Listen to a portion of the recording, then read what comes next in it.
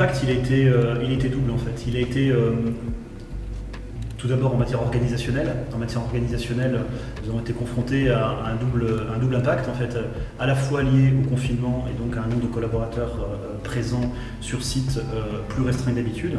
Et puis une demande extrêmement élevée de crédit à délivrer de manière urgente.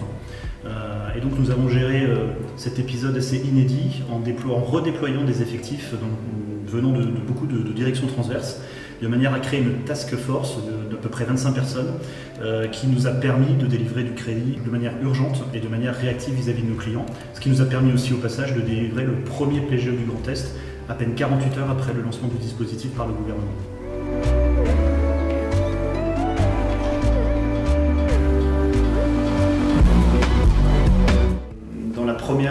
Première urgence, donc nous avons délivré bien évidemment les prêts garantis par l'État et procédé à un report massif d'échéances de crédit sur des durées de 6 mois jusqu'à 12 mois pour les activités de THR. Et puis en plein confinement, on a lancé un grand plan de rebond, un plan de relance. On a lancé ça le 28 avril, que l'on a nommé Restart, qui est un plan d'accompagnement vis-à-vis des acteurs économiques du Grand Est et qui leur permet de bénéficier d'une offre complète d'accompagnement pour leur permettre de rebondir. Des financements spécifiques, de l'aide à l'innovation, de l'accompagnement à l'international, tout un pack pour permettre aux acteurs économiques de traverser la crise et de rebondir.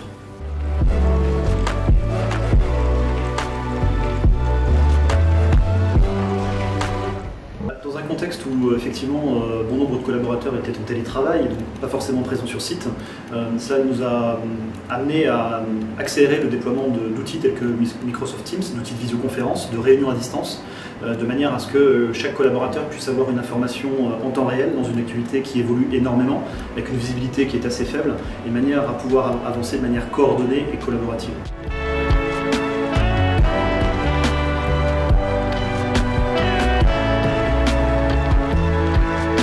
Les perspectives sont encore très incertaines, nous sommes dans un contexte qui est relativement inédit. De nombreux secteurs d'activité souffrent, nous vont continuer à souffrir, des secteurs qui étaient jusqu'ici relativement épargnés. Les filières aussi dans la région sont aussi très fortement impactées. Je pense à l'aéronautique, je pense à l'automobile, je pense également à la viticulture. Ce sont des secteurs sur lesquels nous sommes très vigilants et qui nous imposent une très grande proximité avec ces acteurs, de manière à pouvoir les accompagner et les aider à passer au mieux cet épisode difficile.